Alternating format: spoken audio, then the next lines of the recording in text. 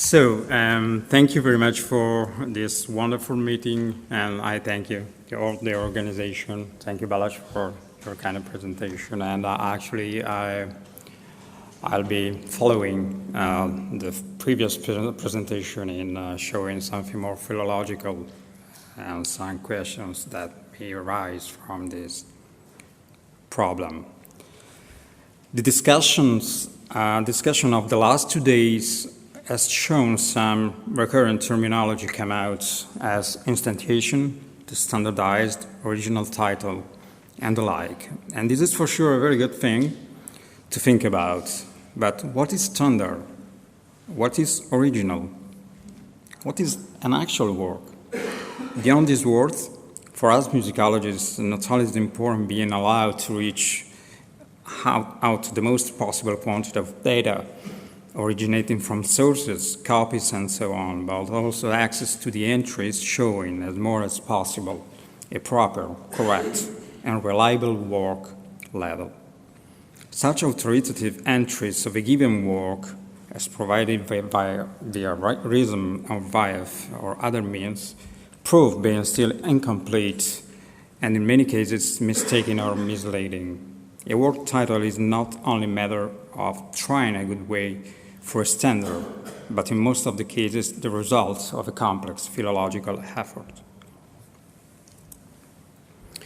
I'll show you a few examples concerning the process of revision in Clementi's works and what does it mean, the complexity to define a work level in this, passing through these three considerations. First, which text is the work? Second, is opus numbering relevant? Third, how much reliable are either the first editions and the autographs so as to establish a correct definition of work level? Alan Tyson, 1967, is the most recent and precise reference catalog of Muzio Clementi's whole output up to date. Now, a brand new, comprehensive and annotated thematic catalog is in production. Hence, the adoption of proper work titles is crucial in order to provide a conclusive setting of Clementi's works and their textual tradition, along with fixing inaccuracies mainly related to the classification of the composer's authoritative revisions of early works, arrangements, and musical selections. In fact, if by one hand Clementi's output reveals easy to be defined, inasmuch all the composer's works include at least one authoritative edition expressly approved by the composer during his lifetime. On the other side, Clementi's preoccupation with the continuous revisions of these works with improvements, alterations, additions make a proper definition of work title hard to establish within the textual genealogy of a given work. Philological questions arise whenever the level of the textual variance might question the real identity of the work in its entirety. How it's possible to define a work level able to be as much as consistent to coherently merge all of these so different versions? Let's take a look to Clementi's Opus 2. Textual authoritative, a tradition of Opus 2, for instance, is very complex. The first edition is published by Welker in 1779, but a corrected reissue of these 6 sonatas were published by John Dale likely 10 years later, which the sonatas number 2 and 4, bearing new accompaniments and additional movements and alterations, were republished by Dale as Opus 31 and Opus 30 in 1794. A revised version of the whole set of the 6 sonatas appeared as printed for the author between 1794 and 1795. Whereas in Vienna, a completely new authoritative edition of only the sonatas number 2, 4, 6 was announced in 1807. 20 years later, in 1819, Clementi & Co. releases separately a definitive version of only the sonatas number 2 and recently discovered number 4.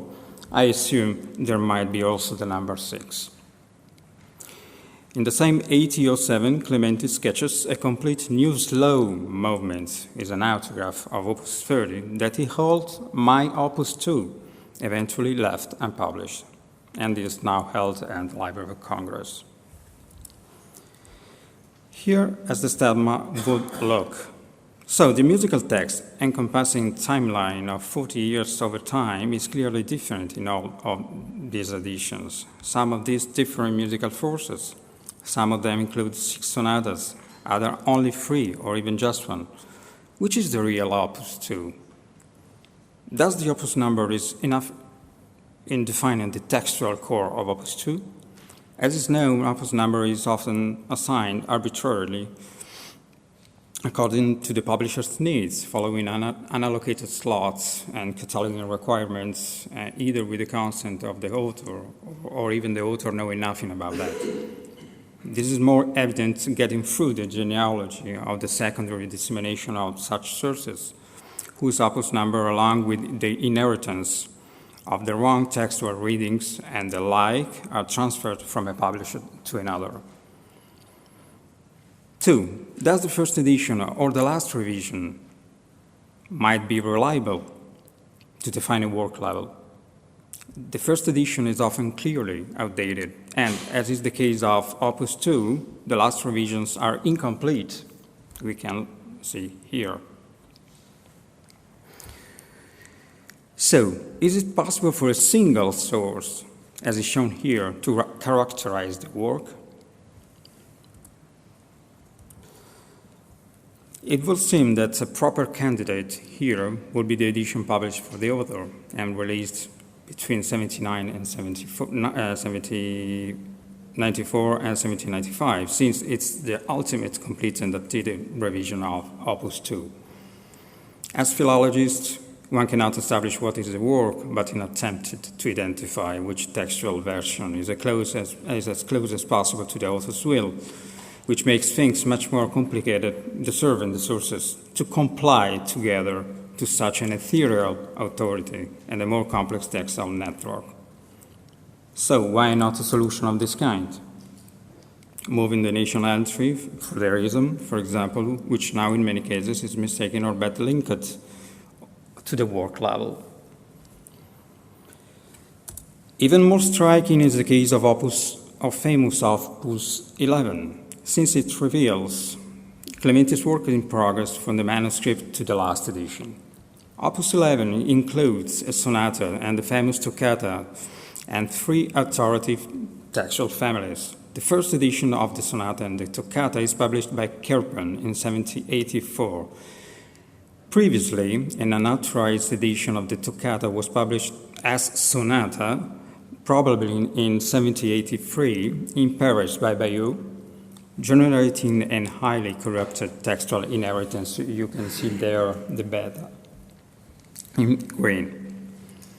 A corrected reissue of both the sonata and the toccata is released by Dale in 1792, whereas a major revision is published by Bradcoff and Artel in 1804. A very final version, not present in RISM, discovered by Oliver Niebuhr 20 years ago, was issued by Clementi & Co. around 1825. 2 further manuscripts are noteworthy here. They are revealed to be preliminary drafts of what it eventually became Opus 11, but they were not conceived to be Opus 11 yet. The first one is an autograph of the sonata lacking of the slow movement, with slight textual differences here and there, that was likely produced by Clementi during his sojourn in Vienna in 1782, 2 years before the appearance of the first edition.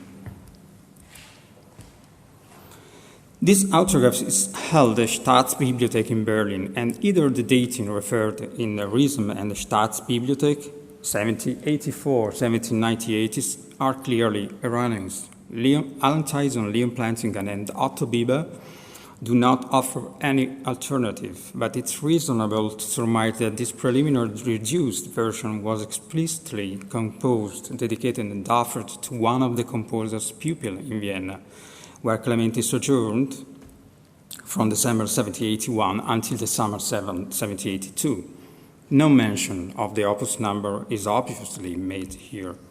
Is this preliminary version of the sonata worth to be considered as opus 11? Another source is noteworthy. A manuscript by a copyist with addition and corrections in Clementi's hands is held at British Library. Oliver Neighbour studied this source and calls this set as Sonata 911, since the first movement originates from what will become Opus 9, and the second one is the very first version of the Toccata Opus 11. According to him, these two movements made probably part of a unique sonata before either Opus 9 and Opus 11 were even about to be conceived.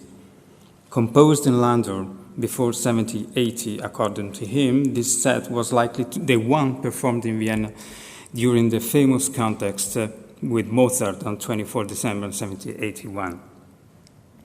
Is it possible to consider such a source as the Toccatas Opus 11?